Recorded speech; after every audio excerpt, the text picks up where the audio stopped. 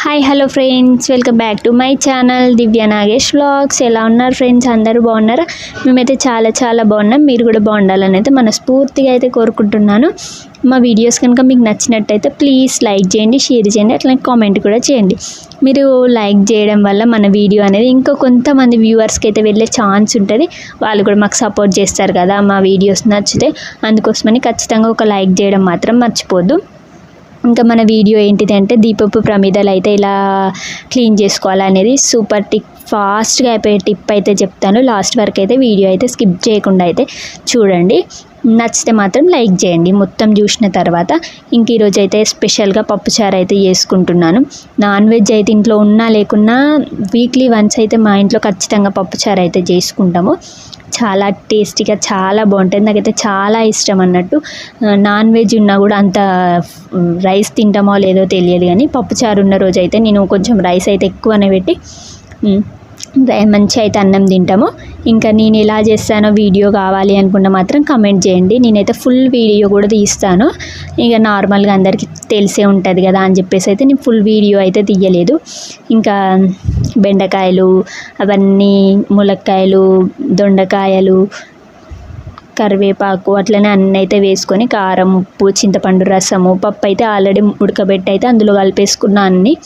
ఇంకా కొంతమంది ఎలా చేస్తారంటే ముందే అన్నీ ఫ్రై చేసుకొని అందులో అయితే వేసుకుంటారు. బట్ నేనైతే ఈ స్టైల్లో అయితే ఇది చేస్తాను. ఎప్పుడు చేసినా ఇలానే చేస్తాను. టేస్ట్ అయితే చాలా బాగుంటుంది. ఒకసారి అయితే ఖచ్చితంగా ట్రై చేసి చూడండి. ఇక నేనైతే మంచిగా అయితే తింటా అన్నం. నాకైతే చాలా ఇష్టం అన్నట్టు. మా యశస్వి కూడా ఎప్పుడైనా పప్పుచారు, పప్పులు ఉంటేనే కదా రైస్ అనేది తింటుంది. చిన్నపిల్లలకి ఏమంటే పప్పులు అంటే చాలా మంచిగా రైస్ అయితే తింటారు.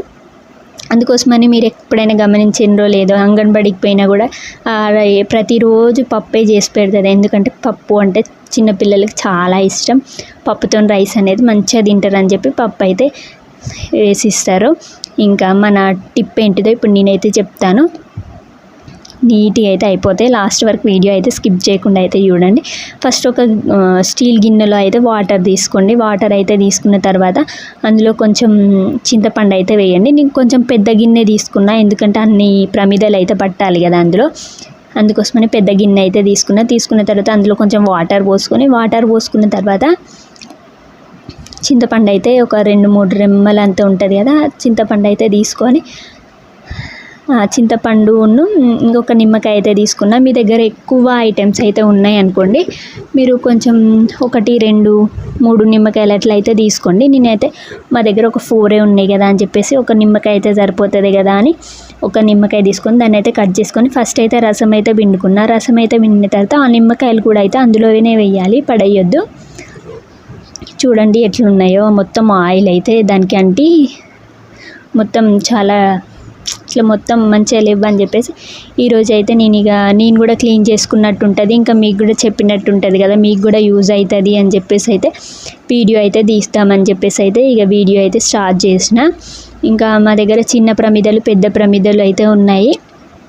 అవి మొత్తం క్లీన్ చేసుకుందామని చెప్పేసి ఇంకా అందులో అయితే వేసిన తర్వాత ఈ ప్లేట్ కూడా వేద్దామంటే ఆ ప్లేట్ అయితే అందులో పడతలేదు. ఇంకా అని ప్లేట్ అయితే పక్క సైడ్ తీసేసి ఇంకా ఇవి అయితే అన్నీ వేసుకున్నా. ఇంక ఈ దేవుడి ఫోటో కూడా అంటే డైరెక్ట్ అందులోనే దీపం పెట్టే వస్తుంది. అందుకోసమని అది కూడా అయితే అందులో వేసుకున్నా. అది కూడా మొత్తం ఆయిల్ అంది, ఆయిల్ మొత్తం పోతుంది అని చెప్పేసి అయితే నేను అది కూడా ఆ దేవుడి ఫోటో కూడా అయితే అందులో వేసిన.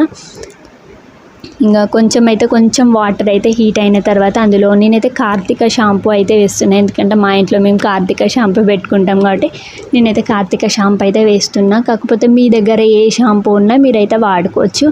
ఏ షాంపూ వేసినా ఏం పర్లేదు. అట్లయితే దాంట్లో అయితే కొంచెం వాటర్ అయితే హీట్ అయిన తర్వాత షాంపూ అయితే వేయండి. అట్లనే వంట సోడా కూడా కొంచెం వేయడం మాత్రం మర్చిపోవద్దు. నేను ఫస్ట్ చెప్పడం మర్చిపోయినా, నేను చూపించడం మర్చిపోయినా. వంట సోడా కూడా అయితే కొంచెం అయితే వేసుకోండి.